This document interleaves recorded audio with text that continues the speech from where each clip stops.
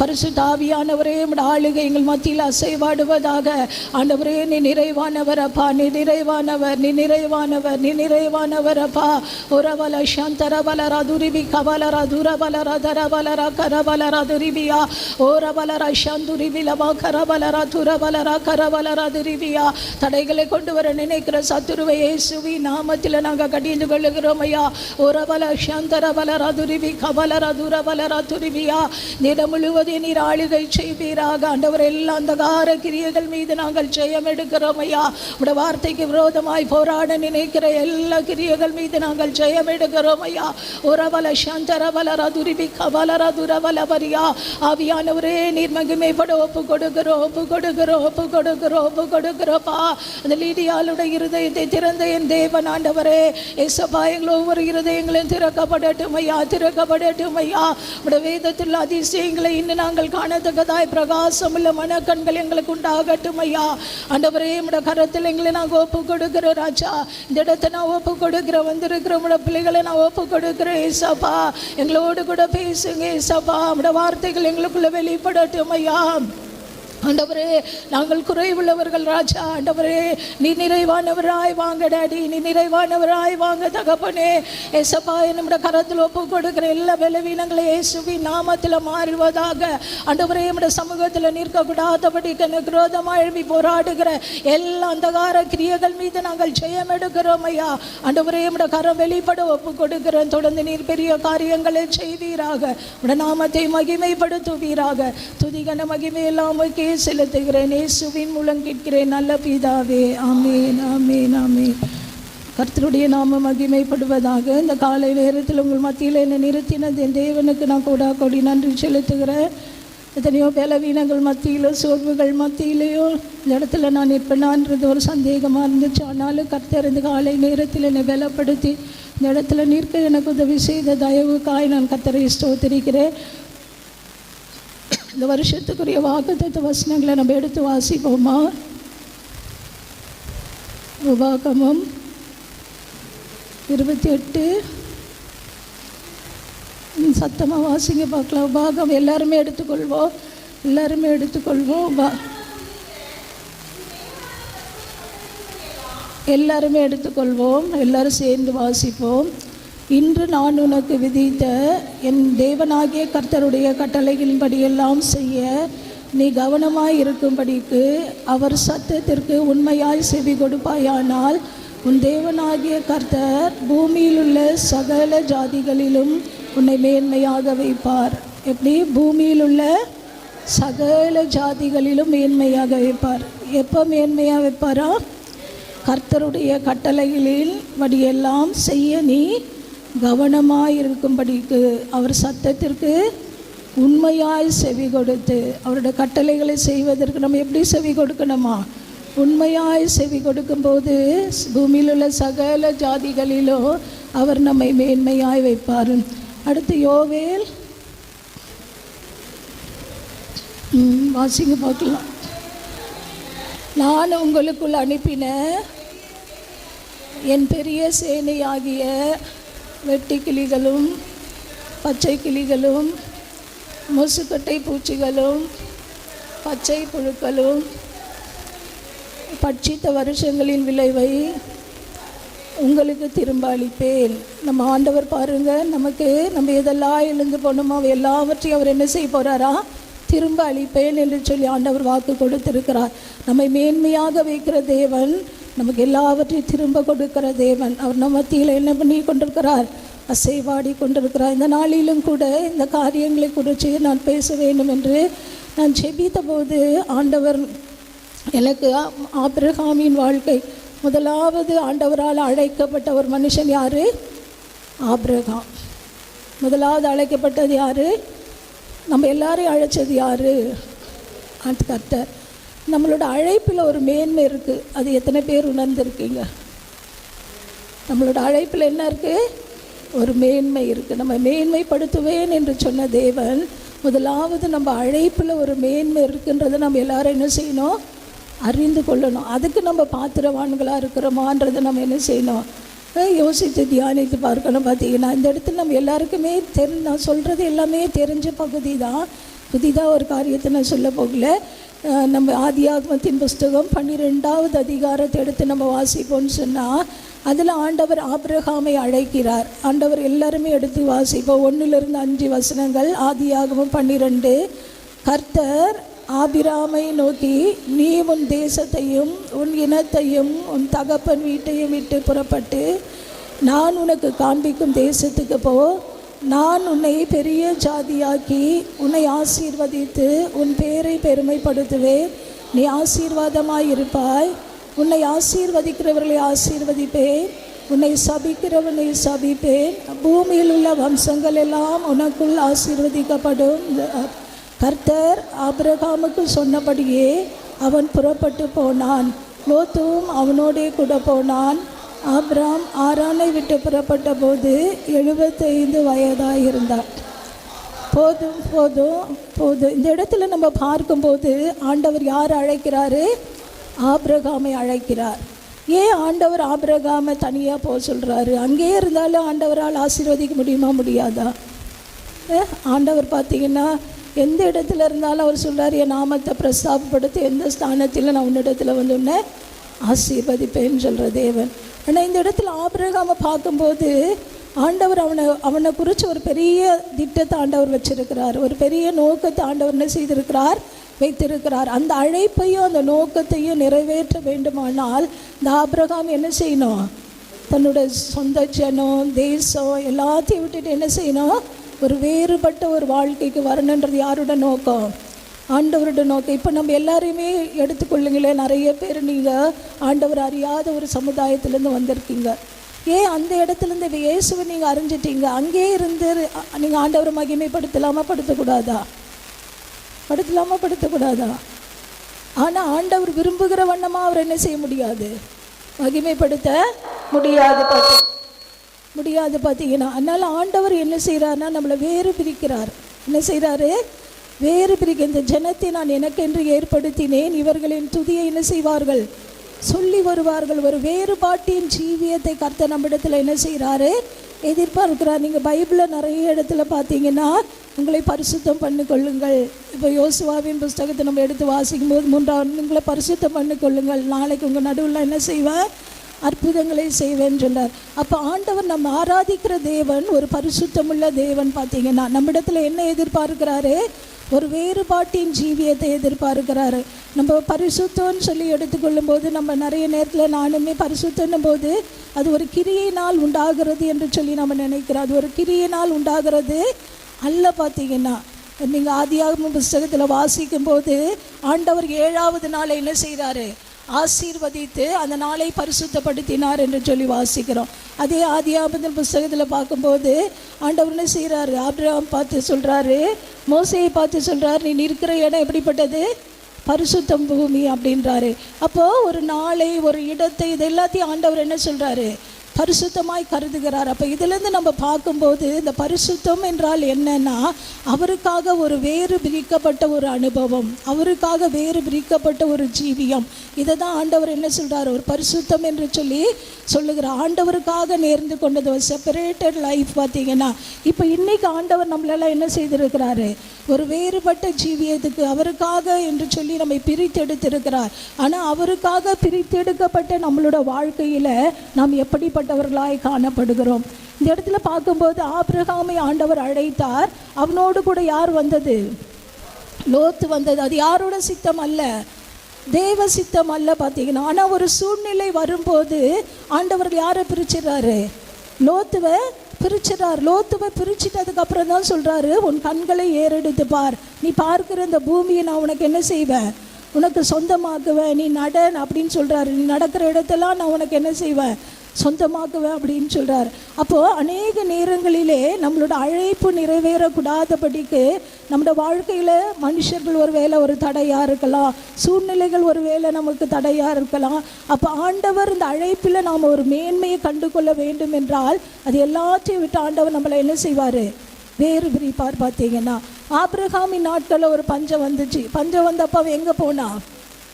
எகிப்துக்கு போனான். அதை ஆண்டவர் என்ன செஞ்சார்?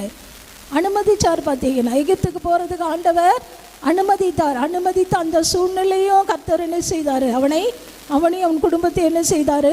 பாதுகாத்தார். அப்போ இந்த ஆபிரகாமோட வாழ்க்கையில் ஆண்டவரோட அழைப்பு கடைசி வரைக்கும் என்ன செய்துச்சு? அவனுக்கு பல சூழ்நிலைகள் மாறுச்சு.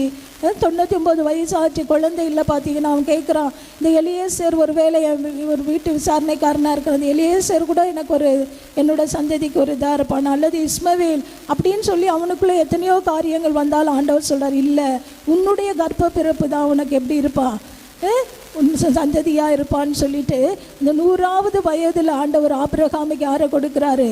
ஈசாக்கை கொடுத்து அதன் மூலமாக என்ன செய்கிறாரு? அவனோட வாக்கு தத்தங்களை நிறைவேற்றுகிறார். அப்போ இந்த காலை நேரத்தில் ஆண்டவர் நம்ம ஒவ்வொருவரையும் அழைத்திருக்கிறார். அநேக வாக்கு தத்தங்களை ஆண்டவர் என்ன செய்திருக்கிறார்? கொடுத்திருக்கிறார். இன்னைக்கு நம்மளோட அழைப்பு எப்படிப்பட்டதாய் காணப்படுகிறது? ஆண்டவர் கொடுத்த வாக்கு தத்தங்கள் நம்மளோட அழைப்பில் நிறைவேறி இருக்கிறதா? இல்லை அந்த அழைப்பை அந்த வாக்கு தத்தங்களை நம்ம மறந்தவர்களாக ஜீவிக்கிறோமா? இந்த ஆபிரகாமை குறித்து நம்ம வாசிக்கும்போது ரோமர் 4வது அதிகாரத்தில் ரோமர் 4வது அதிகாரம் 16 25 வசனங்களை நம்ம வாசிப்போம்னு சொன்னால் ரோமர் 4 நம்ம எல்லாருமே எடுத்துக்கொள்வோமா? ரோமர் 4வது அதிகாரம் 16 25 முடிய ஆதலால் நம்ம எல்லாருமே எடுத்துக்கொள்வோம். ரோமர் 4வது அதிகாரம் 16 நம்ம வாசிப்போம்னு சொன்னால் 16 25 முடிய வாசிப்போம்.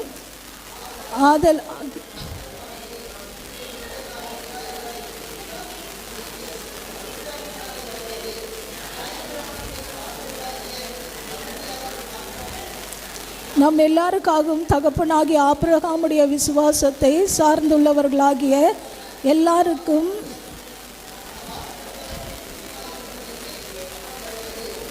அநேக ஜாதிகளுக்கு உன்னை தகப்பனாக ஏற்படுத்தினேன் என்று எழுதியிருக்கிறபடி அவன் தான் விசுவாசித்தவரும் மரித்தோரிலிருந்து உயிர்ப்பித்து இல்லாதவைகளை இருக்கிறவர்களைப் போல அழைக்கிறோமாய் இருக்கிற தேவனுக்கு முன்பாக நம் எல்லாருக்கும் தகப்பனானான். உன் சந்ததி இவ்வளவாய் இருக்கும் என்று சொல்லப்பட்டபடியே தான் அநேக ஜாதிகளுக்கு தகப்பனாக நம்புகிறதற்கு ஏதுவில்லாதிருந்தும் அதை நம்பிக்கையோடு விசுவாசித்தான். அவன் விசுவாசத்திலே பலவீனமாயிருக்கவில்லை. அவன் ஏறக்குறைய 100 வயதுள்ளனாய் இருக்கும்போது தன் சரீரம் செத்து போனதையும் சாராளுடைய கர்ப்பம் செத்து போனதையும் எண்ணாதிருந்தான். தேவனுடைய வாக்கு தத்தத்தை குறித்து அவன் அவிசுவாசமாய் சந்தேகப்படாமல் தேவன் வாக்கு தத்தம் பண்ணினதை நிறைவேற்ற வல்லவராயிருக்கிறார் என்று முழு நிச்சயமாய் நம்பி தேவனை மகிமைப்படுத்தி விசுவாசத்தில் வல்லவனானான். ஆகையால் அது அவனுக்கு நீதியாக எண்ணப்பட்டது. அது அவனுக்கு நீதியாக எண்ணப்பட்டது என்பது அவனுக்கு மாத்திரமல்ல, நமக்காகவும் எழுதப்பட்டிருக்கிறது. நம்முடைய கர்த்தராகிய இயேசு கிறிஸ்துவை மரித்தோரிலிருந்து எழுப்பினவரை விசுவாசிக்கிற நமக்கு அப்படியே எண்ணப்படும். அவர் நம்முடைய பாவங்களுக்காக ஒப்பு கொடுக்கப்பட்டும் நாம் நீதிமான்கள் ஆக்கப்படுவதற்காக எழுப்பப்பட்டும் இருக்கிறார். இந்த இடத்துல பார்க்கும்போது இந்த ஆபிரகாம் பார்த்தீங்கன்னா அவன் விசுவாசத்திலே பலவீனமாக இருக்கவில்லை. இந்த 19வது வசனம் சொல்லுது, அவன் விசுவாசத்திலே பலவீனமாக இருக்கவில்லை. அவன் ஏறக்குறைய 100 வயதுள்ளவனாய் இருந்தபோதும் தன் சரீரம் செத்து போனதையும் சாராளுடைய கர்ப்பம் செத்து போனதையும் எண்ணாதிருந்தான். இப்போ பாருங்க, அவன் சரீரம் அவனோட வாக்குத்தத்தை நிறைவேறுவதற்கு நம்ம விசுவாசத்தில் என்ன வரக்கூடாது? பலவீனம் வரக்கூடாது. சரீரம் பார்த்தீங்கன்னா ஆவிக்கு விரோதமாக போராடும், ஆவி சரீரத்துக்கு விரோதமாக போராடுன்னு பவுல் சொல்கிறார். பார்த்தீங்கன்னா நான் எதை செய்யணும்னு நினைக்கிறேனோ அதை என்னால் என்ன செய்ய முடியல அப்படின்னு சொல்லி இந்த இடத்துல நம்ம பார்க்கும்போது ஆண்டவர் வாக்கு கொடுத்துட்டார். ஆனால் இப்போ வயசு எவ்வளோ ஆயிடுச்சு? சரீரமும் செத்து போச்சு, சாராளோட கர்ப்பமும் செத்து போச்சு. ஆனால் அவனோட விசுவாசம் சாகலை. பார்த்தீங்கன்னா அவன் விசுவாசம் பலவீனப்படலை. நம்மளோட வாழ்க்கையில் பாருங்கள், நிறைய வாக்கு தத்தங்கள் நிறைவேறலைன்னா நம்ம உடனே என்ன செய்கிறோம்? ஆண்டவர் நம்மளை மறந்துட்டார் போல், இந்த வாக்கு தத்தங்கள் எல்லாம் என்னவாகும் அப்படின்னு நம்ம நிறைய நேரத்தில் நினைக்கிறோம் இல்லையா? ஆனால் அவர் வாக்கு பண்ணின தேவன் உண்மை உள்ளவர், அவர் வார்த்தையை நிறைவேற்ற வல்லவராக இருக்கிறார். பார்த்தீங்கன்னா அப்போ இந்த இடத்துல அவனோட விசுவாசம் எப்படி ஆகலை? பலவீனப்படலை. பார்த்தீங்கன்னா அவனோட விசுவாசம், ஒருவேளை அவன் சரீரம் செத்து போனாலும் அவனோட விசுவாசம் பலவீனப்படலை. அடுத்து அவனுக்கு என்ன சொல்றது? தேவன் வாக்குத்தத்தம் பண்ணினதை நிறைவேற்ற வல்லவராய் இருக்கிறார் என்று முழு நிச்சயமாய் நம்பி தேவனை மகிமைப்படுத்தி விசுவாசத்தில் வல்லவனானான். எப்படி? முழு நிச்சயமாய் நம்பி. ஒருவேளை சரீரம் அதற்கு ஒத்துழைக்கலனாலும் பரவாயில்ல, சரீரத்தில் அந்த பலன் இல்லாட்டும் பரவாயில்ல, என் தேவன் எப்படிப்பட்டவர்? அவர் வாக்குத்தத்தம் பண்ணினதை நிறைவேற்ற வல்லவர் என்று சொல்லி ஆண்டவர் என்ன செய்தானா? மகிமைப்படுத்தினார். இன்னைக்கு நம்ம எத்தனை பேர் ஆண்டவரை தூஷித்துட்டு இருக்கோம்? ஒரு வாக்குத்தத்தத்தை ஆண்டவர் நிறைவேற்றலை, இல்லை ஏதோ ஒரு காரியத்தில் நமக்கு இந்த தீமையை போல சில சூழ்நிலைகள் வரும்போது நம்ம யாரை தூஷிக்க ஆரம்பிக்கிறோம்? ஆண்டவர் இவ்வளோ ஜெபம் பண்ணுறேன், ஆண்டவர் என் ஜெபத்தை கேட்கல, இனிமேல் நான் என்ன செய்ய மாட்டேன், ஜெபமே பண்ண மாட்டேன், ஆண்டவர் ஜெபிக்க மாட்டேன், ஆண்டவர் விட்டு தூரமாக. பாருங்கள், எத்தனை சூழ்நிலை ஆண்டவருக்கு விரோதமாக பேசுகிறோம், ஆண்டவரை தூஷிக்கிறோம். ஆனால் இந்த இடத்துல பாருங்கள், அவன் ஆண்டவரை மகிமைப்படுத்தினானா, முழு நிச்சயமாய் நம்பினானா. இன்றைக்கி நம்மளோட நம்பிக்கை எப்படி இருக்குது? நம்மளோட அழைப்பின் நம்பிக்கை எப்படி இருக்குது? நம்மளை அழைத்த தேவன் மேல் இருக்கிற நம்பிக்கை எப்படி இருக்குது? இன்றைக்கி நம்ம ஓடுகிறது ஓட்டத்தில் அந்த நம்பிக்கை ஒரு வேளை குறைஞ்சிருக்கிறதா? இல்லை இன்றைக்கி நம்ம நம்பிக்கை நாளுக்கு நாள் பெருகி நம்ம விசுவாசத்தில் வல்லவர்களாய் காணப்படுகிறோமா? யோசிச்சு பாருங்க. இந்த இடத்துல அவன் சொல்கிறான், அவன் முழு நிச்சயமாய் நம்பி தேவனை மகிமைப்படுத்தி விசுவாசத்தில் எப்படி ஆனானா? வல்லவராய் ஆனான். அதனால தான் அவன் யார் என்று அழைக்கப்பட்டான்? விசுவாசிகளின் தகப்பன் என்று அழைக்கப்பட்டான். அப்போ இந்த ஆபிரகாமோட வாழ்க்கையில் என்ன காணப்பட்டது? அவன் அழைப்பில் ஒரு மேன்மை காணப்பட்டது. தன் அழைத்தவர், அவர் வாக்கு பண்ணினவர், வாக்கு மாறாதவர் என்பதை என்ன செய்தார்? பாருங்கள், நம்மளோட அழைப்பு ஏதோ ஒரு மனுஷனோட நின்று வருகிற ஒரு அழைப்பு அல்ல. அடுத்து அவனோட சந்ததிகளில் நம்ம பார்க்கும்போது ஏன் நம்மளை கர்த்தர் அழைத்திருக்கிறார் என்பது, இது ஒரு பரிசுத்த ஜாதியாய் கர்த்தர் நம்மை மாற்றும்படியாய், சந்ததி சந்ததியாய் நாம் அவரை ஆராதிக்கும்படியாய் கர்த்தர் நம்ம என்ன செய்திருக்கிறார்? அழைத்திருக்கிறார். அடுத்து அந்த ஈசாக்கோட வாழ்க்கையை நம்ம பார்க்கும்போது, அடுத்து நீங்கள் வாசிப்பீங்கன்னு சொன்ன ஆதியாகமத்தின் புஸ்தகம் 26வது அதிகாரம், ஆதியாகமம் 26வது அதிகாரம் 1லிருந்து 5 வசனங்களை நம்ம எல்லாருமே சேர்ந்து வாசிப்ப முடிந்த அளவுக்கு. ஆதியாகமம் 26வது அதிகாரம் 1லிருந்து 5 வசனங்கள். ஆபிரகாமின் நாட்களில் உண்டான பஞ்சத்தை அல்லாமல் பின்னும் ஒரு பஞ்சம் தேசத்தில் உண்டாயிற்று. அப்பொழுது ஈசாக்கு பெலிஸ்தியருடைய ராஜாவாகிய அபிமெலேக்கினிடத்திற்கு கெராருக்கு போனான்.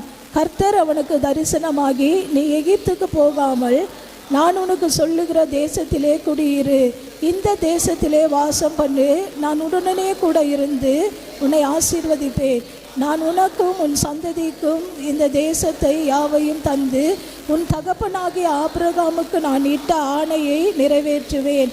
ஆபிரகாம் என் சொல்லுக்கு கீழ்ப்படிந்து என் விதிகளையும் என் கற்பனைகளையும் என் நியாயங்களையும் என் பிரமாணங்களையும் கைக்கொண்டபடியினால் நான் உன் சந்ததியை வானத்து நட்சத்திரங்களைப் போல பெருக பண்ணி உன் சந்ததிக்கு இந்த தேசத்தை யாவையும் தருவேன். உன் சந்ததியார் பூமியில் உள்ள சகல ஜாதிகளிலும் ஆசீர்வதிக்கப்படும் என்றார். போதும், இந்த இடத்துல பாருங்க, பூமியில் உள்ள சகல ஜாதிகளிலும் என்னப்படும்? ஆசீர்வதிக்கப்படும். ஆபிரகாமோட அழைப்புல ஒரு மேன்மை வைத்திருந்த தேவன் அடுத்து அவனோட குமாரனாகி ஈசாக்கை பார்த்து சொல்றாரு, இவனை எகிப்துக்கு போறதுக்கு ஆண்டவர் என்ன செய்யல? அனுமதிக்கல. பார்த்தீங்கன்னா, நீ இந்த தேசத்துல என்ன செய்ய? குடியிரு, நான் உன்னோடு கூட இருப்பேன், உங்க அப்பாவுக்கு கொடுத்த வார்த்தையை நான் என்ன செய்வேன்? ஆணையை நிறைவேற்றுவேன், உன்னோட வாழ்க்கையில நான் நிறைவேற்றுவேன், உன் சந்ததிக்கு நான் அதை தருவேன் அப்படின்னு சொல்லிட்டு திரும்ப தன்னோட அழைப்பை யாரிடத்துல உறுதிப்படுத்துகிறார்? ஈசாக்கின் இடத்துல உறுதிப்படுத்துகிறார். உறுதிப்படுத்துகிறது மாத்திரமல்ல, அவர் சொல்றார், பூமியில் உள்ள சகல ஜாதிகளிலும் உன்னை என்ன செய்வேன்? ஆசீர்வதிப்பேன். இப்போ பாருங்க, அழைப்புல ஒரு மேன்மையை இருந்தது. அழைப்புல உண்மையாக இருந்த அவனோட வாழ்க்கையில், அவனோட குமாரனோட வாழ்க்கையில் ஆண்டவர் சொல்றாரு, நீ இங்கே இரு, இந்த தேசத்தில் இரு, நான் உன்னை சந்ததியை என்ன செய்வேன்? சகல ஜாதிகளிலும் ஆசீர்வதிப்பேன். பாருங்க, ஈசாக்கை போல ஆசீர்வதிக்கப்பட்டது யாரு மேல்? ஏற்கனவே ஆபிரகாமுக்கு நிறைய பிளஸிங் இருந்துச்சு. ஆனால் ஈசாக்கோட வாழ்க்கையில் ஆண்டவர் என்ன செய்தார்? ஒரு பெரிய பெருக்கத்தை கொடுத்தார். ஈசாக்கோட வாழ்க்கையில் நம்ம பார்க்கும்போது ஒரு பெருக்கத்தில் ஒரு மேன்மையை நம்மளால் பார்க்க முடியும். இதில் மேன்மை, அவனோட பெருக்கத்தில் ஒரு மேன்மை, சகல ஜாதிகளிலும் ஆசீர்வாதம். இந்த பகுதியை நீங்கள் வாசித்து பார்ப்பீங்கன்னு சொன்னால் 12வது வசனத்தை நம்ம வாசிக்கும் போது, ஈசாக்கு அந்த தேசத்தில் விதை விதைத்தான், கர்த்தர் அவனை ஆசீர்வதித்ததினால் அந்த வருஷத்திலே 100 மடங்கு பலனடைந்தான். பாருங்க, ஒரு அந்நிய தேசத்தில் போய் இருக்கிறான். அந்த இடத்துல போய் அவன் விதை விதைக்கும் போது ஆண்டவர் அதை எப்படி ப்ளஸ் பண்ணுறாரு?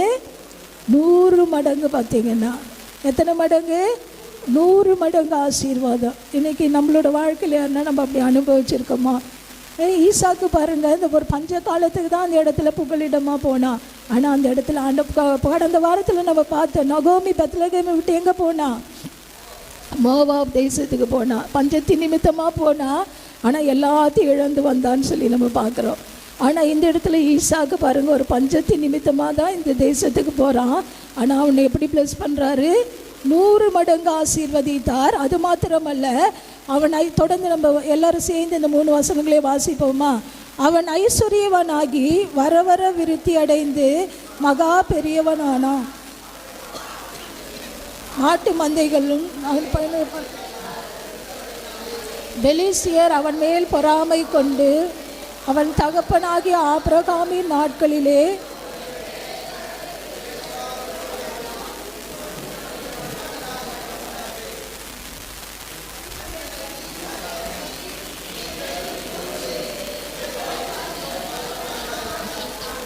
அப்பொழுது ஈசாக்கு அவ்விடம் விட்டு புறப்பட்டு கெராரின் பள்ளத்தாக்கிலே கூடாரம் போட்டு அங்கேயே குடியிருந்தான்.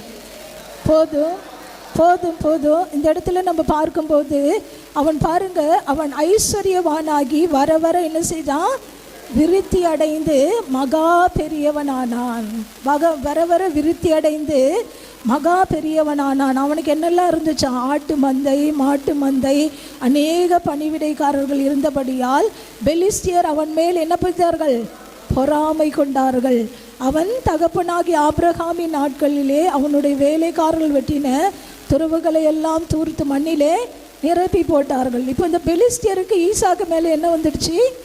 பொறாமை வந்துடுச்சு. அவனோட பெருக்கத்தின் மேன்மையை பார்க்கும்போது அவனுக்கு என்ன வந்துச்சு? எல்லாருக்கும் பொறாமை வந்துச்சு. அதனால் ஆபிரகாமின் நாட்களில் எந்தெந்த துறவெல்லாம் தோன்றினாலும் அது எல்லாத்தையும் என்ன செய்கிறாங்க? வேறு எந்த விதத்தில் ஈசாக்கை ஒடுக்க முடியல.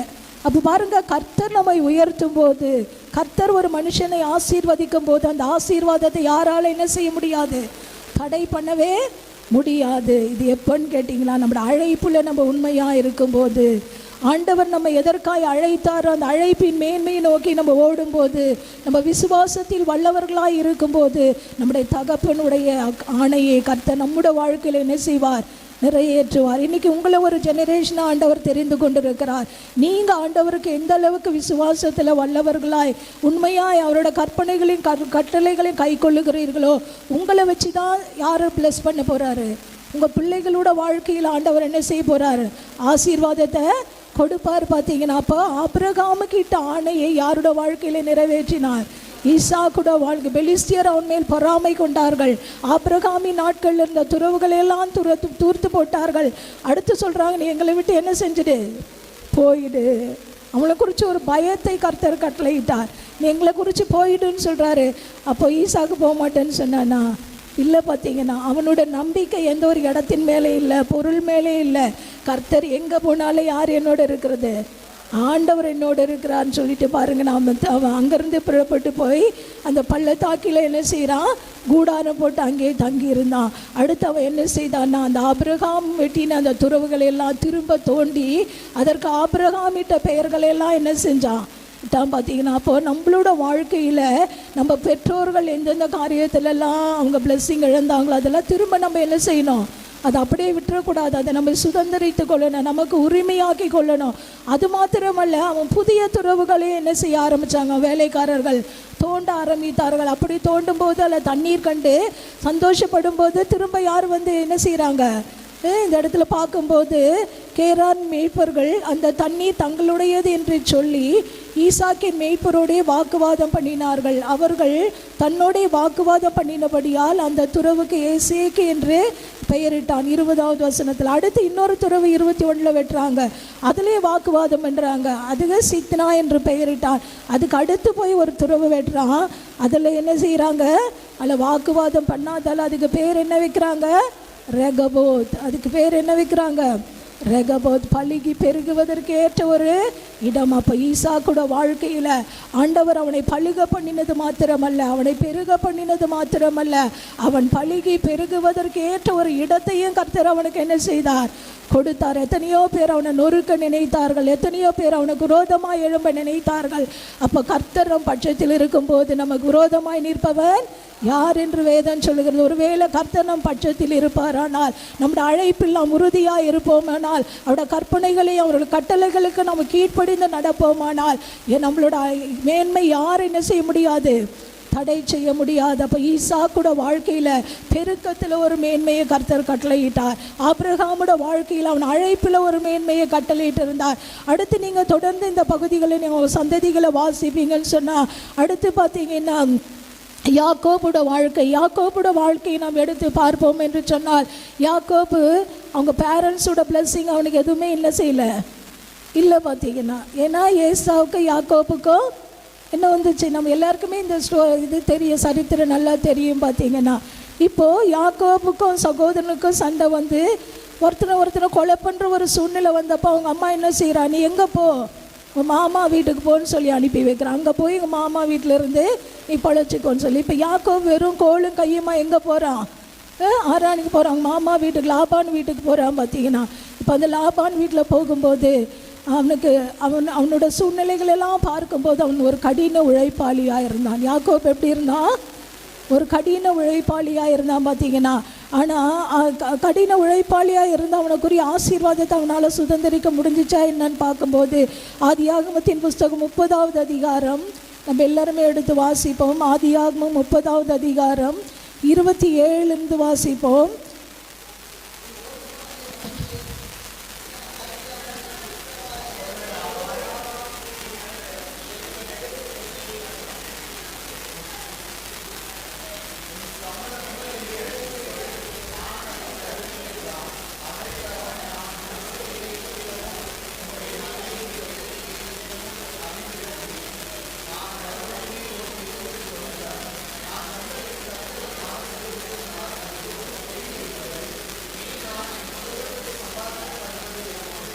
போது இந்த இடத்துல பார்க்கும்போது இந்த இடத்துல லாபான் சொல்கிறான். அப்பொழுது லாபான், உன் கண்களில் எனக்கு தயை கிடைத்ததானால் நீ இரு, உன் நிமித்தம் கர்த்தர் என்னை ஆசீர்வதித்தார் என்று குறிப்பினால் அறிவேன். இப்போ யாக்கோபு போனா மாமா வீட்டுக்கு.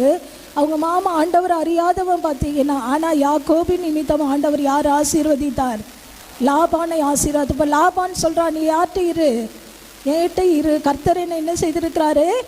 ஆசீர்வதித்திருக்கிறார் என்று குறிப்பினால் நான் அறிவேன்னு சொல்கிறான் பார்த்தீங்கன்னா. அதற்கு அவன், நான் உம்மை சேவித்த விதமும் உம்முடைய மந்தையை என்னிடத்தில் இருந்த விதமும் அறிந்திருக்கிறேன். நான் வரும் முன்னே உமக்கு இருந்தது கொஞ்சம், நான் வந்த பின் கர்த்தர் உம்மை ஆசீர்வதித்ததினால் அது மிகவும் பெருகி இருக்கிறது. இனி நான் என் குடும்பத்துக்கு சம்பாதிப்பது எப்பொழுது என்றான். இந்த இடத்துல நம்ம பார்க்கும்போது இந்த யாக்கோபு நிமித்தம் ஆண்டவர் யார் ஆசீர்வதிக்கிறாரு? லாபானை ஆசீர்வதிக்கிறார். அடுத்து லாபான் என்ன செய்கிறான்? யாக்கோபுக்கு சில காரியங்களை சம்பளமாக அவன் நியமிக்கிறான். சம்பளமாக நியமிக்கும் போது அதில் யாருடைய கரம் காணப்படுகிறது? கர்த்தருடைய அனுக்கிரகம் யார் மேலே காணப்படுகிறது? யாக்கோபின் மேலே காணப்பட்டு பாருங்க, இந்த கடைசி வசனம் சொல்லுது, இவ்விதமாய் அந்த புருஷன் மிகவும் விருத்தி அடைந்து திரளான ஆடுகளும் வேலைக்காரர்களும் ஒட்டகளும் கழுதைகளும் உடையவனானான். அப்போ பாருங்க, அவனோட வாழ்க்கையில் ஒன்றுமே இல்லாமல் வந்தான். ஆனால் கர்த்தர் என்ன செய்திருக்கிறாரு? யாக்கோபை ஆசீர்வதித்தார். யாக்கோபை என்ன செய்தார்? ஆசீர்வதித்தார். அவனோட உழைப்பில் ஒரு மேன்மையை கர்த்தர் கட்டளையிட்டிருக்கிறார். எதில் ஒரு மேன்மை? இன்றைக்கி நம்ம நிறைய பேரோட வாழ்க்கையில் பாருங்கள், கடினமாக உழைப்போம். ஆனால் அந்த மேன்மையை நம்மளால் என்ன செய்ய முடியாது? அனுபவிக்க முடியாது. இப்போ ஜோஷ்வாவோட வாழ்க்கையில் எடுத்திங்கன்னா அவன் கடினமாக உழைக்கிறான் பார்த்தீங்கன்னா. அந்த உழைப்பின் மேன்மைலாம் யாருக்கு போகுது? அவனோட ஓனருக்கு தான் போகுது. அவனுக்கு ஏதாச்சும் மேன்மை வந்துச்சான்னு பார்த்தா இல்லை பார்த்தீங்கன்னா. அதனால் இந்த நாளில் பார்த்தீங்கன்னா அவங்களோட கடின உழைப்பின் மேன்மை யாருக்கு வரணும்? ஒருவேளை லாபான் அவனுக்கு 10 முறை சம்பளத்தை மாற்றான். அது யாக்கோபு சொல்கிறான். அதை பாருங்கள், அது அடுத்த சாப்டரில் நம்ம வாசிக்கும்போது 31வது அதிகாரம் 5வது வசனத்திலிருந்து பாருங்கள், எல்லாரும் சேர்ந்து வாசிப்போமா? அவர்களை நோக்கி, உங்கள் தகப்பனுடைய முகம் நேற்று முந்தின நாள் இருந்தது போல இருக்கவில்லை என்று எனக்கு தோன்றுகிறது. ஆனாலும் என் தகப்பனுடைய தேவன் என்னோடே கூட இருக்கிறார். என்னால் இயன்ற மட்டும் நான் உங்கள் தகப்பனுக்கு ஊழியம் செய்தேன் என்று நீங்கள் அறிந்திருக்கிறீர்கள். உங்கள் தகப்பனோ என்னை வஞ்சித்து என் சம்பளத்தை 10 முறை மாற்றினான். ஆனாலும் அவன் எனக்கு தீமை செய்ய தேவன் அவனுக்கு இடம் கொடுக்கவில்லை. இந்த இடத்துல நம்ம பார்க்குறோம், அந்த எத்தனை முறை மாற்றினானா?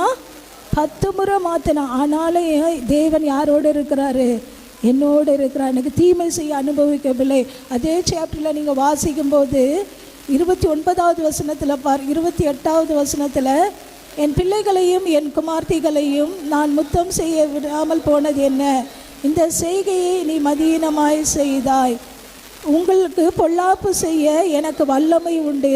ஆகிலும் உங்கள் தகப்பனுடைய தேவன் நீ யாக்கோபோடைய நன்மை அன்றி தீமை ஒன்றும் பேசாதபடிக்கு எச்சரிக்கையாயிரு என்று நேற்று ராத்திரி என்னோட சொன்னார். அப்போ பாருங்கள், இந்த இடத்துல சொல்கிறாரு, நீ நன்மையை தவிர வேறு எதுவும் என்ன செய்யக்கூடாது. உங்களுக்கு பொல்லாப்பு செய்ய எனக்கு என்ன உண்டு? வல்லமை உண்டு. அவன் சொல்கிறான், அவனுக்கு பொல்லாப்பு செய்கிறதுக்கு என்ன உண்டு? வல்லமை உண்டு. எவ்வளோ போராடி பார்க்குறான் லாபான்னு பார்த்தீங்கன்னா அந்த யாக்கோபை ஏமாத்துறதுக்கு. ஆனால் கர்த்தர் என்ன செய்யலை, விடையில் பார்த்தீங்கன்னா அவனோட உழைப்பில் ஒரு மேன்மையை கர்த்தர் கொடுத்தார். காலை நேரத்தில் ஒருவேளை நீங்கள் எந்தெந்த சூழ்நிலை போய் உழைக்கிறீங்களோ, ஒருவேளை உங்கள் உழைப்பு அற்பமாக எண்ணப்படலாம். ஒருவேளை உங்கள் உழைப்புக்குரிய ஊதியம் உங்களுக்கு கிடைக்கப்படாமல் இருக்கலாம். ஒருவேளை உங்கள் உழைப்புக்குரிய மேன்மையை நீங்கள் அனுபவிக்க முடியாமல் இருக்கலாம். ஆனால் அந்த காலை நேரத்தில் கர்த்தர் சொல்லுகிறார், உங்கள் உழைப்பில் ஒரு மேன்மையை நான் தருவேன். நீங்கள் எந்தெந்த காரியத்துக்கெல்லாம் பிரயாசப்படுறீங்களோ அந்த பிரயாசத்துலலாம் நான் ஒரு மேன்மையை தருவேன் அப்படின்னு சொல்லி ஆண்டவர் வாக்கு கொடுக்குறார். நம்மை அழைத்தவர் உண்மை உள்ளவர். ஆபிரகாமின் வாழ்க்கையில் அழைப்பில் ஒரு மேன்மையை கொடுத்து கடைசி வரைக்கும் அந்த விசுவாசத்தில் வல்லவனாயிருந்து அவனை ஆசீர்வதித்த தேவன். ஈசாக்கினோட வாழ்க்கையில் ஒரு பெருக்கத்தை கொடுத்து பெலிஸ்தியர் மத்தியில் பார்த்தீங்கன்னா அவனை மேன்மையாய் வைத்த தேவன். பார்த்தீங்கன்னா அவனோட பெருக்கத்தை குறித்து ஒரு பயத்தை கொடுத்தது மாத்திரமல்ல, ஒரு மேன்மை ஆண்டவர் கட்டளையிட்டார். யாக்கோபோட வாழ்க்கையில் பார்க்கும்போது அவனோட உழைப்பில் ஒரு மேன்மை, அவன் கஷ்டப்பட்டு சம்பாதியத்தில். இன்றைக்கி பாருங்கள், நம்ம நிறைய பேர் கஷ்டப்பட்டு சம்பாதிக்கிறோம். ஆனால் அந்த சம்பாத்தியத்தினோட மேன்மை அனுபவிக்கிறோமானா இல்லை. பார்த்தீங்கன்னா அந்த ஆரம்ப நாட்கள் ஊழியத்தில் பார்க்கும்போது எங்களோட வாழ்க்கையில் அப்படி தான் இருக்கிற. இன்றைக்கி அதை நான் மறக்கிறது இல்லை. அந்த பச்சை மலை ரோட்டில் இருக்கும்போதெல்லாம் வர காணிக்கையெல்லாம் வாடகைக்கும் கரண்ட் பில்லுக்கெல்லாம் கொடுத்துட்டு இந்த சில்லற காசு தான் மீறும். பார்த்தீங்கன்னா ஒவ்வொரு நாளும் அந்த சந்தைக்கு நானும் அந்த சாரால் என்ற பொண்ணும் போவோம்.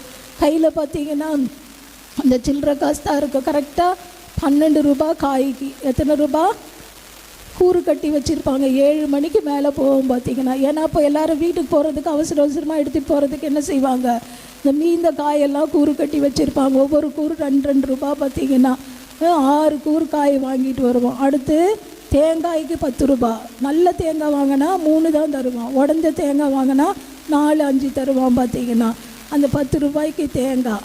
அடுத்து 10 ரூபாய்க்கு வெங்காயம். பார்த்தீங்கன்னா இதெல்லாம். அடுத்து பழம் 5 ரூபாய்க்கு. எத்தனை ரூபாய்க்கு? பழம் 5 ரூபாய்க்கு. பலகாரம் ரெகுலராக ஒரு கடை இருக்கும். நாங்கள் போனாவே அந்த கடைக்காரர் என்ன செய்வான், எங்களுக்குன்னு கொஞ்சம் எக்ஸ்ட்ரா ஒரு 2 பழம்லாம் கொடுப்பான். பார்த்தீங்கன்னா பலகாரம் 5 ரூபாய்க்கு. பார்த்தீங்கன்னா எல்லாம் சேர்த்து இந்த சில்லற காசு தான். இன்றைக்கி நான் அதை நினச்சி பார்ப்பேன். பார்த்தீங்கன்னா ஆண்டவர் எங்களை நடத்தின விதத்தை நான் நினச்சி பார்ப்பேன். அப்போது வேறு ஒரு மாதம் எக்ஸ்ட்ரா ஏதாச்சும் ஒரு காசு வந்துச்சுன்னா எனக்குள்ளே ஒரு பயம் வந்துடும். ஆண்டவரே இந்த எக்ஸ்ட்ரா காசு எதுக்கு ஆண்டவரே கொடுத்துருக்கீங்கன்னா கடைசியில் எங்கே போவோம், ஸ்டீஃபன் டாக்டர்கிட்ட போய் அந்த காசை கொடுத்துட்டு வரும். அப்புறம் ஒரு நாள் நான் யோசித்தேன், நீ எக்ஸ்ட்ராவே எங்களுக்கு காசு என்ன வேண்டாம், கொடுக்கவே வேண்டாம் ஆண்டவரே, இதுவே எங்களுக்கு போதுமா. ஆனால் ஒரு நாள் நான் முறுமுறுத்ததில்லை. அடுத்து என் வாழ்க்கையில் பாருங்கள், நாங்கள் எங்கள் வீட்டில் கொஞ்சம் செல்வாக்காக நான் வளர்ந்ததுனால சில சூழ்நிலைகளெல்லாம் எனக்கு அட்ஜஸ்ட் பண்ணவோ, ஆனாலும் அந்தந்த நேரத்தில் கர்த்தர் அந்த கிருபை என்ன செய்தார், கொடுத்தார். பார்த்தீங்கன்னா வெயிலில் பனியில் பார்த்தீங்கன்னா அந்த ஒர்க் ஷாப் பக்கத்தில் அந்த படுக்கும்போது தலையில் போட்டு அடிக்கிற மாதிரி இருக்கும்.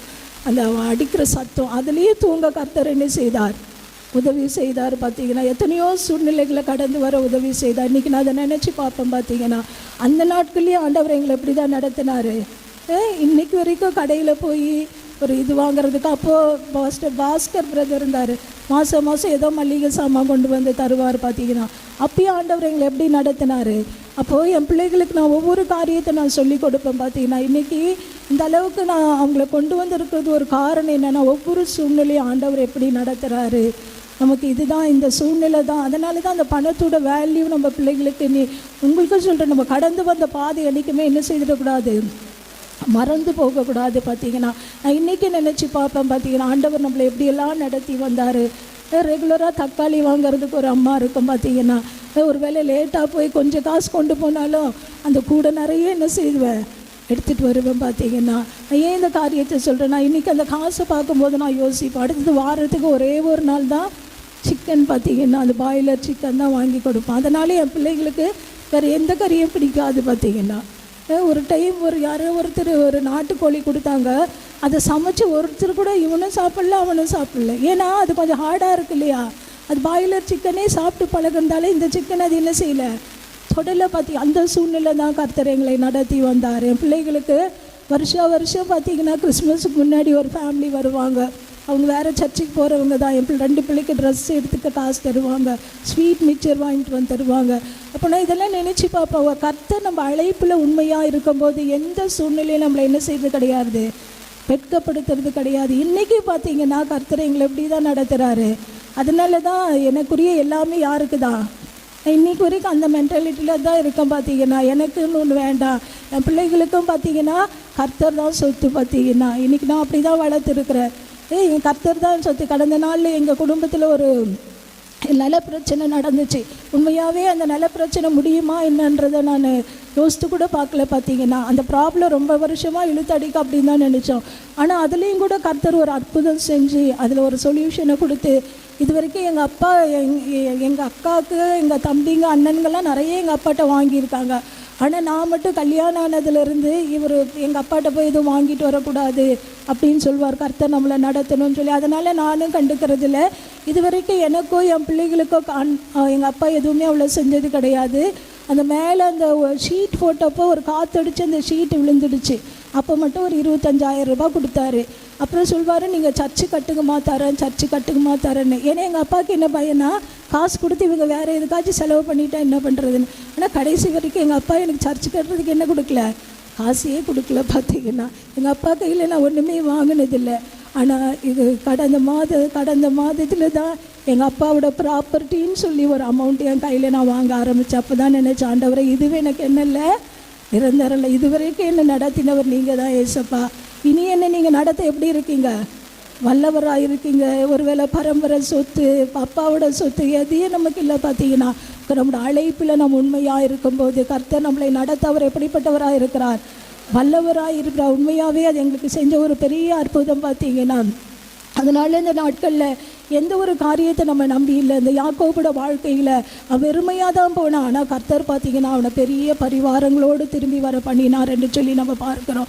அடுத்து இந்த யாக்கோபோட வாழ்க்கையில் அவனோட வாழ்க்கையில் மாத்திரமல்ல, இந்த ஆசீர்வாதங்கள் சந்ததியாய் வருகிறது. ஒரு பெருக்கத்தின் ஆசீர்வாதமாய் மேன்மையாய் பார்த்தீங்கன்னா இது காணப்பட்டது, உழைப்பின் மேன்மையாய் காணப்பட்டது. அடுத்து நம்ம எடுத்து வாசிப்போன்னு சொன்னால் ஆதியாகமத்தின் புஸ்தகம் 39வது அதிகாரம், ஆதியாகமத்தின் புஸ்தகம் 39வது அதிகாரம் 2-6 வசனங்கள் எல்லாருமே சேர்ந்து வாசிப்போம். 39வது அதிகாரம் 2-6 வசனங்கள். கர்த்தர் யோசேப்போடு இருந்தார், அவன் காரிய சுத்தி உள்ளவனாய் இருந்தான், அவன் எகிப்தியன் ஆகிய தன் எஜமானுடைய வீட்டில் இருந்தான். கர்த்தர் அவனோடு இருக்கிறார் என்றும் அவன் செய்கிற யாவையும் கர்த்தர் வாய்க்க பண்ணுகிறார் என்றும் அவன் எஜமான் கண்டு யோசேப்பினிடத்தில் தயை வைத்து அவனை தனக்கு ஊழியக்காரனும் தன் வீட்டுக்கு விசாரணைக்காரனுமாக்கி தனக்கு உண்டான யாவையும் அவன் கையிலே ஒப்புவித்து அவனை தன் வீட்டுக்கும் தனக்கு உண்டான எல்லாவற்றுக்கும் விசாரணைக்காரனாக்கின கொண்ட முதல் கர்த்தர் யோசேப்பு நிமித்தம் அந்த எகிப்தின் வீட்டை ஆசீர்வதித்தார். வீட்டிலும் வெளியிலும் அவனுக்கு உண்டானவைகள் எல்லாவற்றிலும் கர்த்தருடைய ஆசீர்வாதம் இருந்தது. ஆகையால் அவனுக்கு தனக்கு உண்டானவைகள் எல்லாம் யோசேப்பின் கையிலே ஒப்பு கொடுத்து விட்டு தான் புசிக்கிற போஜனம் தவிர தன்னிடத்தில் இருக்கிற மற்றொன்றையும் விசாரியாது இருந்தான்.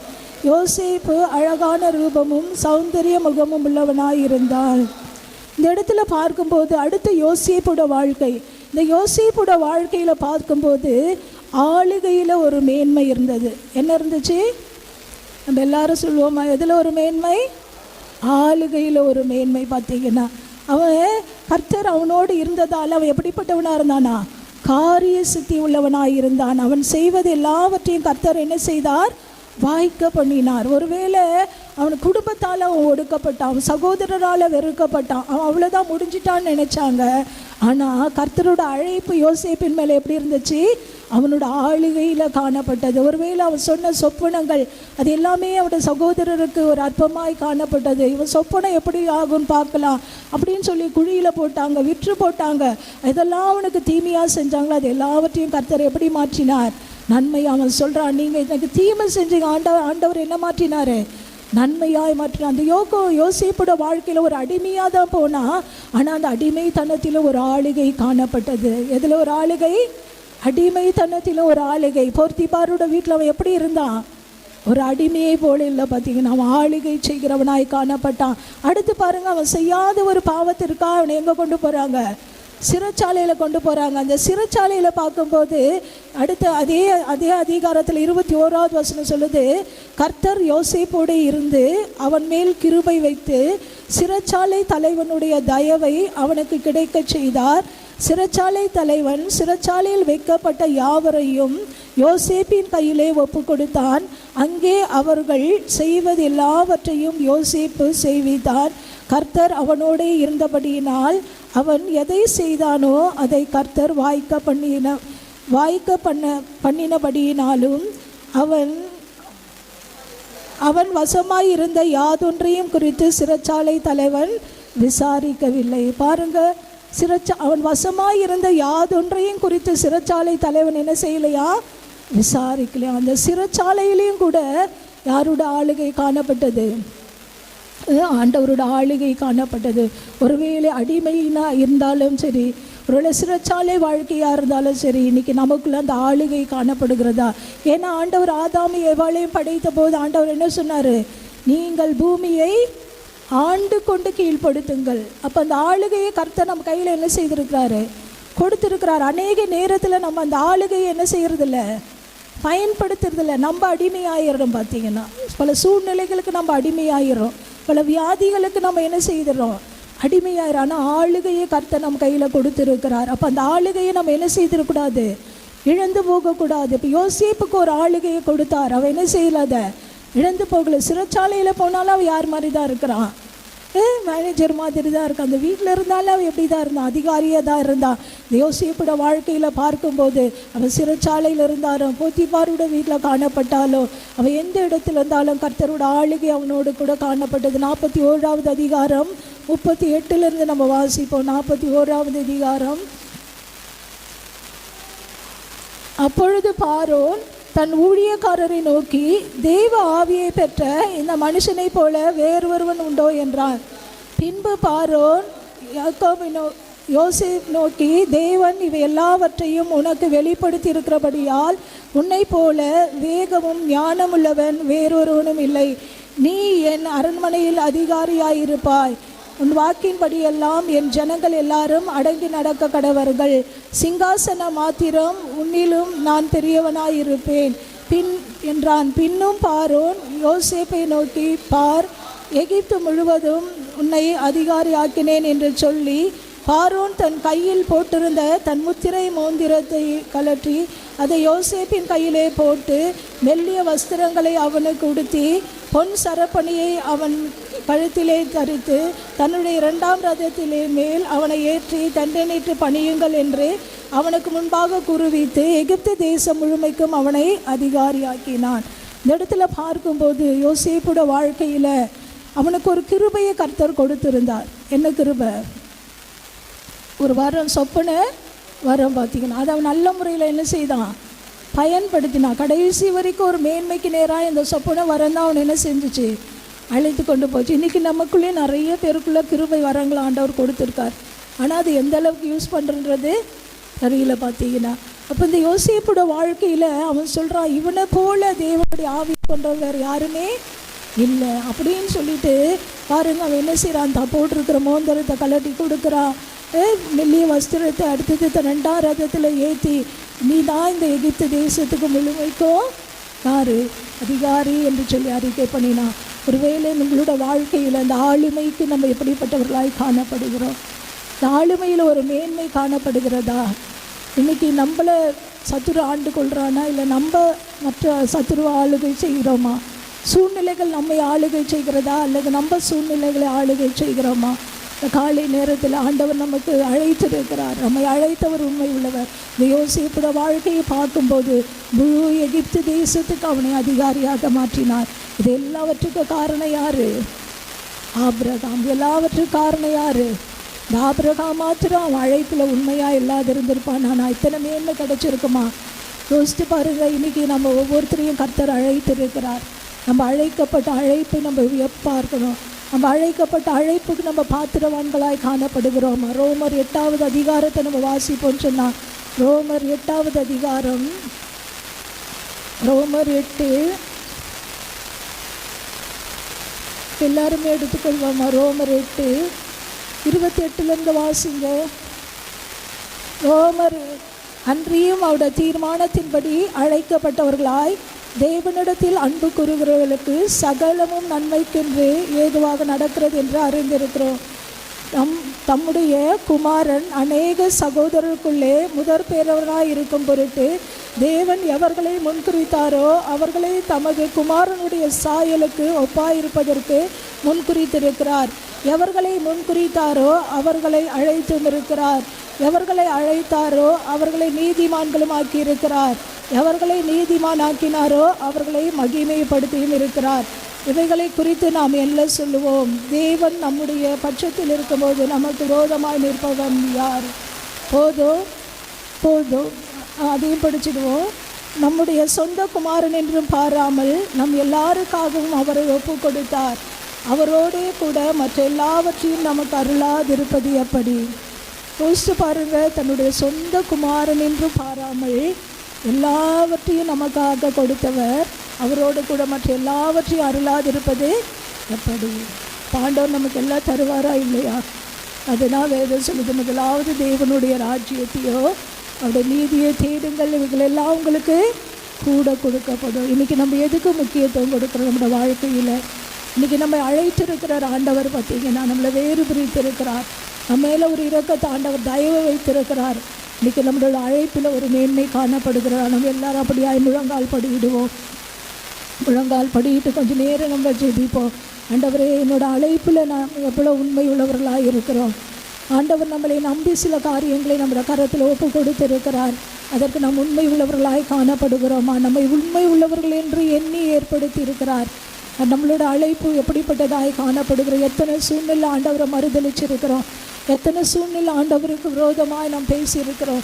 எத்தனை சூழ்நிலைகளை முறுமுறுப்பு பார்த்திங்கன்னா ஆண்டவர் கீழ்ப்படியாமை பார்த்திங்கன்னா ஆண்டவருடைய காரியங்களை பரீட்சை பார்க்கிறது. இஸ்ரவேல் ஜனங்கள் ஆண்டவருக்கு விரோதமாய் முறுமுறுத்து பரீட்சை பார்த்ததுனால வனாந்திரத்தில் எல்லாம் ஆண்டு போனார்கள் என்று சொல்லி நம்ம பார்க்கிறோம். ஆண்டவர் ஏதோ பாதி வழியில் நம்மை அழிக்கிறதற்காய் நம்மை அழைக்கவில்லை. ஏதோ பாதியில் நம்மை கேவலப்படுத்துவதற்காய் கர்த்தர் நம்மை அழைக்கவில்லை. நம்மை அழைத்த தேவன் அவர் முடிவு பரியந்த நடத்த வல்லவர் என்று வேதம் சொல்லுகிறது. அவர் முடிவு பரியந்த நம்மை நடத்த வல்லவராயிருக்கிறார். அவர் முடிவு பரியந்த நடத்த வல்லவராய் இருக்கிறார். ஒருவேளை நம்ம சூழ்நிலைகள் மாறலாம், நம் பிள்ளைகள் மாறலாம், நம்முடைய மனுஷர்கள் நம்முடைய சொந்தங்கள் மாறலாம். ஆனால் மாறாத ஒரு தேவன் அவர் மாறாத ஒரு தேவன் அவர். ஒருவேளை மனுஷர்கள் நமக்கு விரோதமாய் எழும்பலாம். ஒருவேளை யாக்கோபோட வாழ்க்கையை போல லாபான்கள் நம்ம சொந்தங்கள் நம்மை நெருக்க ஆரம்பிக்கலாம், ஏமாற்ற ஆரம்பிக்கலாம். ஆனால் ஆண்டவர் நம்மோடு கூட இருப்பாரானால், ஆண்டவர் நம்மோடு கூட இருப்பாரானால் நம்முடைய பெருக்கத்தில் ஒரு மேன்மை அவர் கட்டளையிடுவார். நம்முடைய அழைப்பில் ஒரு மேன்மை அவர் கட்டளையிடுவார். நம்முடைய பெருக்கத்தில் ஒரு மேன்மை அவர் கட்டளையிடுவார். நம்முடைய உழைப்பில் ஒரு மேன்மை அவர் கட்டளையிடுவார். நம்முடைய ஆளுகையில் ஒரு மேன்மை அவர் கட்டளையிடுவார். இந்த ஆண்டில் அவர் நம்மை மேன்மைப்படுத்துவேன் என்று சொல்லி வாக்கு பண்ணியிருக்கிறார். ஆண்டவரே, இந்த காலை நேரத்தில் என்னை நான் ஒப்பு கொடுக்கிறேன் என்று சொல்லி ஒப்பு கொடுப்போமா? ஆண்டவரே, என்னை நான் ஒப்பு கொடுக்கிறப்பா. என்னால் ஒன்று முடியாது ராஜா, ஆனால் உங்களால் முடியேசப்பா. என்னை எதற்காய் அழைத்தீர ஆண்டவரே?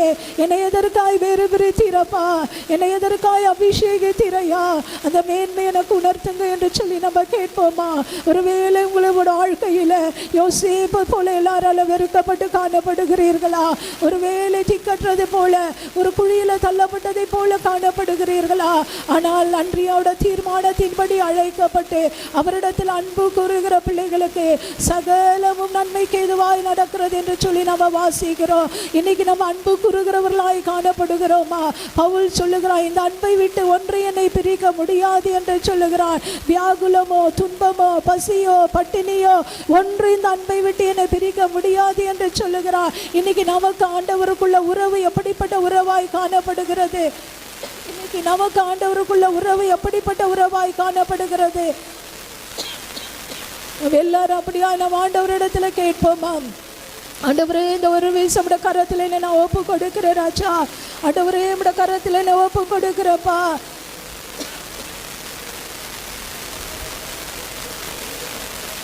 ஆண்டவரே, கரத்தில் நான் ஒப்பு கொடுக்கிறப்பா. ஆண்டவரே, ஆளுகைக்கு என்ன நான் ஒப்பு கொடுக்கிறேன் ராஜா. ஆண்டவரே, கரத்தில் என்ன நான் தாழ்த்துகிறப்பா. அந்த ஆபிரகாம் பார்த்தீங்கன்னா ஒரு நாள் விசுவாசத்தில் பலவீனமா இருக்கல, ஒரு நாள் அவன் சோர்ந்து போகல. பார்த்தீங்கன்னா ஒருவேளை 100 வயதானாலும் தன் சரீரம் செத்து போனாலும் சாராளோட கர்ப்பம் செத்து போனாலும் அவன் தான் வாக்கு தத்தத்தை குறித்து அவன் சந்தேகப்படலை. வாக்கு தத்தத்தை குறித்து அவன் சந்தேகப்படலை. ஆண்டவரே, கபலரா துரபலரா துரபலரா துரிபியா. ஒருவேளை உங்கள் சூழ்நிலை எல்லாம் மாறுபட்டு காணப்படலாம். நம்புவதற்கு ஏதுவில்லாத ஒரு சூழ்நிலை போல காணப்படலாம். உன்னை அழைத்தவர் உண்மை உள்ளவர், வாக்கு பண்ணினவர் வாக்கு மாறாதவர். அவர் வார்த்தையில உண்மை உள்ள தேவன், அவர் வார்த்தையில உண்மை உள்ள தேவன், அவர் வார்த்தையில உண்மை உள்ள தேவன். பூமியில் உள்ள சகல ஜாதிகளிலோ உங்களை மேன்மையாய் வைப்பேன் என்று சொன்ன தேவன், பூமியில் உள்ள வம்சங்கள் எல்லாம் உனக்குள் ஆசீர்வதிக்கப்படும் என்று சொல்லி ஆபிரகாமுக்கு சொன்ன அந்த வார்த்தையை யோசேப்புட நாட்களில் அவர் நிறைவேற்றினார். யோசேப்புட வாழ்க்கையில் அவர் நிறைவேற்றினார். உரபலர சந்தரபலர துரிவி கபலர துரபலர தரிபியா ஓரதரபலர குரபலர சந்தரபலர தரிவி கபலர தரபரியா ஓரியா Diribila bakara balara shantara balara turibila bakara dara dara Oria diribila bakara balara shantara balara tura balara diribia Oria turibila bakara balara tura dara balara dara baba baba baba Ori bala bara bala bara kara balara shantara dara dara dara dara dara Ori balara diribila bakara balara tura dara bala bari bika balara dara dara dara Ori tara bala bara bakri biya tura balara shantara balara dara baba baba Oria turibila நான் சர்வ வல்லமையுள்ள தேவன், நான் சர்வ வல்லமையுள்ள தேவன். என்னால் செய்யக்கூடாத அதிசயமான காரியம் ஒன்று உண்டோ? ரிபலரா துர தர தர ஓ ரிபலரா சாந்திரிபில வாக்கர பலரா தர பலபரிபியா ஓ ரியா திரிபில வாக்கர துர தர பலவரியா. எல்லா அடிமைத்தனத்தின் நுகங்கள் முறிக்கப்படட்டும் ஐயா, எல்லா அடிமைத்தனத்தின் நுகங்கள் முறிக்கப்படட்டும் அப்பா. எல்லா அடிமைத்தனத்தின் நுகங்கள் முறிக்கப்படட்டும், எல்லா அடிமைத்தனத்தின் நுகங்கள் முறிக்கப்படட்டும் ஐயா. நம்ம எல்லாரும் அந்நிய பாஷை பேசி கர்த்தரை துதிப்போம் துதிப்போம் துதிப்போம் துதிப்போம் துதிப்போம். ஓ ரிபலரா சந்தர பலரா துர பலரா திரிபி கபலரா தெர தெர ஓ ரிபலரா திரிபில வாக்கர பலரா துர தெர பல பல பப பப பப ஓ ரிபலரா திரிபில வாக்கர பலரா சந்தர பலரா தெர தெர தெர ஓ ரிபலரா திரிபில வாக்கர பலரா துர தெர பல பல பல பரியா. ஓ யோசேப்போடு இருந்தவர், யோசேப்போடு இருந்தவர், ஈசாக்கோடு இருந்தவர், ஆபிரகாமோடு இருந்த தேவன் இன்னைக்கு நம்மோடு கூட இருக்கிறார், நம்மோடு கூட இருக்கிறார். நான் உன்னோடு கூட இருந்து நான் செய்யும் காரியங்கள் மிகவும் பயங்கரமாக இருக்கும் என்று சொன்னார். ஓரபலர சந்தரபலர துரிபி கபலர துரதர பலபர பபபபப ஓரபலர துரபலர துரிபி கபலர துரதர பலபர பபபபப ஓரபலர துரபலர சத்ரிபில பக்கர பலர தர தர தர ஓரி தர கலர துரதர தர தர தர ஓரி பபபபபபபபபப ஓரி பலர துரபலர சதர தர தர தர. ஆளுகையை கட்டவிழ்க்கிறனப்பா, ஆளுகையை கட்டவிழ்க்கிறனப்பா, ஆளுகையை கட்டவிழ்க்கிறனப்பா.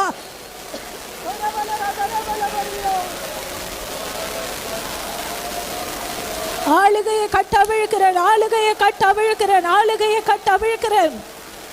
ஒரபலர சாந்தரபலர துரதரபலபரியா. அடிமைப்படுத்த நினைக்கிற எல்லா அந்தகார கிரியைகள் வெளியேறட்டும் ஐயா. அடிமைப்படுத்த நினைக்கிற எல்லா அந்தகார கிரியைகள் வெளியேறட்டும். அடிமைப்படுத்த நினைக்கிற எல்லா அந்தகார கிரியைகள் வெளியேறட்டும். எல்லா சாப கிரியைகள் வெளியேறட்டும். எல்லா சாப கிரியைகள் வெளியேறட்டும். உரபலரா துரபலரா சாந்தரபலரா திருபி கபலரா துரதரபலபரபபபா. ஓ ரிபலரா துரபலரா கரிபி ஆத்தரபலரா கரபலரா தரதரா. ஓ ரிகபலரா சாந்தரபலரா துருபியா. ஓ உழைப்புல ஒரு மேன்மையை கட்ட விழுக்கிற, உழைப்புல ஒரு மேன்மையை கட்ட விழுக்கிற, உழைப்புல ஒரு மேன்மையை கட்ட விழுக்கிற, உழைப்புல ஒரு மேன்மையை கட்ட விழுக்கிற இயேசுவி நாமத்திலே, இயேசுவி நாமத்திலே. ஓரபலரா சாந்தரபலரா துரதரபலபரபபபபா. ஓ ரபலரா துரதரபலரா தரபலபரபரியா. ஓ அழைப்புல ஒரு மேன்மையை கட்ட விழுக்கிற, அழைப்புல ஒரு மேன்மையை கட்ட விழுக்கிற இயேசுவி நாமத்திலே, இயேசுவி நாமத்திலே. ஓ ரபலரா சாந்தரபலரா துரதரதரதரா. ஓ ரியாத்ரிபில வாக்கர பலக்கர துரதரதரதரா. ஓ ரியாத்ரபலரா சாந்தரபலரா துரதரதரா. பெருக்கத்துல ஒரு மேன்மையை கட்ட விழுக்கிற, பெருக்கத்துல ஒரு மேன்மையை கட்ட விழுக்கிற ரியாத்ரபலரா குரபலரா சாந்தரபலரா துரதரதரா. ஓ ரியாத்ரிபில வாக்கர பலரா தரதரதரா. ஓ ரியாத்ரபலரா தரதரதரா. ஓ ரியாத்ரிபில வாக்கரிபியா சாந்தரிபியா. சத்துரு வெட்கப்படட்டும் ஐயா, சத்துரு வெட்கப்படட்டும் ஐயா, சத்துரு வெட்கப்படட்டும் ஐயா. தடைகள் அகலட்டும் ஐயா, தடைகள் அகலட்டும் ஐயா, தடைகள் அகலட்டும் ஐயா, தடைகள் அகலட்டும் ஐயா, தடைகள் அகலட்டும் ஐயா, தடைகள் அகலட்டும் ஐயா. வரபலரா கரபலரா சாந்தரபலரா குரதரபரி. ஒரபலரா துரதரபலபரபலபரியா. ஓ தடைகள் அகலட்டும், தடைகள் தடைகள் அகலட்டும், தடைகள் அகலட்டும், தடைகள் அகலட்டும் ராஜா. தடைகள் அகலட்டும், தடைகள் அகலட்டும், தடைகள் அகலட்டும், தடைகள் அகலட்டும் அப்பா. ஆமென். உமக்கு நன்றி ராஜா, நன்றி ராஜா, நன்றி ராஜா, நன்றி ஆவியானவர், நன்றி ஆவியானவர், நன்றி ஆவியானவர். ஓ உமக்கு நன்றி அப்பா, நன்றி அப்பா, நன்றி அப்பா, நன்றி அப்பா, நன்றி அப்பா, நன்றி அப்பா. இந்த பிள்ளைகளோட பலனாய் கடந்து வாங்க டாடி, இந்த பிள்ளைகளோட பலனாய் கடந்து வாங்க. எல்லா விசுவாசத்தில் இருக்க எல்லா பலவீனங்கள் மாறுவதாக, எல்லா விசுவாசத்தில் இருக்க எல்லா பலவீனங்கள் மாறுவதாக, விசுவாசத்தில் இருக்க எல்லா பலவீனங்கள் மாறுவதாக இயேசுவி நாமத்திலே, இயேசுவி நாமத்திலே. ஒரபலர சாந்தரபலர துரதரதரதரா. ஓ ரியாத்ரிபில வாக்கரபலர சாந்தரபலர தரதரா. ஓ விசுவாசத்தில் வல்லவர்களாய் மாற்றுங்கப்பா, விசுவாசத்தில் வல்லவர்களாய் மாற்றுவீராக இயேசுவி நாமத்திலே, இயேசுவி நாமத்திலே. ஒரபலர சாந்தரபலர தரதரா. எல்லா சோர்வுக்குள்ளாக்குகிற ஆவிகள் வெளியேறட்டும், எல்லா சோர்வுக்குள்ளாக்குகிற ஆவிகள் வெளியேறட்டும், நம்பிக்கை இழக்க பண்ணுகிற ஆவிகள் வெளியேறட்டும் இயேசுவி நாமத்திலே, இயேசுவி நாமத்திலே. ஒரபலர சாந்தரபலர துரதரபலபரியா. ஆமென். ஒரபலர துரதரபலர சாந்தரபரியா. ஆவியானவரே உம்முடைய ஆளுகைக்கு எங்களை நாங்கள் ஒப்பு கொடுக்கிறோம் ராஜா. நீங்களாம் எங்களுக்கு ஒரு மேன்மை இல்லையாப்பா, நீங்களாம் எங்களுக்கு ஒரு மேன்மை இல்லையாப்பா. எவரையும் மேன்மைப்படுத்தோமால கூடும் ஆண்டவரே, எவரையும் மேன்மைப்படுத்தோமால கூடும் ஆண்டவரே, எவரையும் மேன்மைப்படுத்தோமால கூடும் ஆண்டவரே. ஆளுகையை நாங்க கட்டவிழ்க்கிறோம் ஐயா, ஆளுகையை கட்டவிழ்க்கிறேன் இயேசுவின் நாமத்தில். எல்லா அடிமைத்தன நுகங்கள் முறிக்கப்படட்டும் ஐயா, எல்லா அடிமைத்தன நுகங்கள் முறிக்கப்படட்டும் ஆண்டவரே.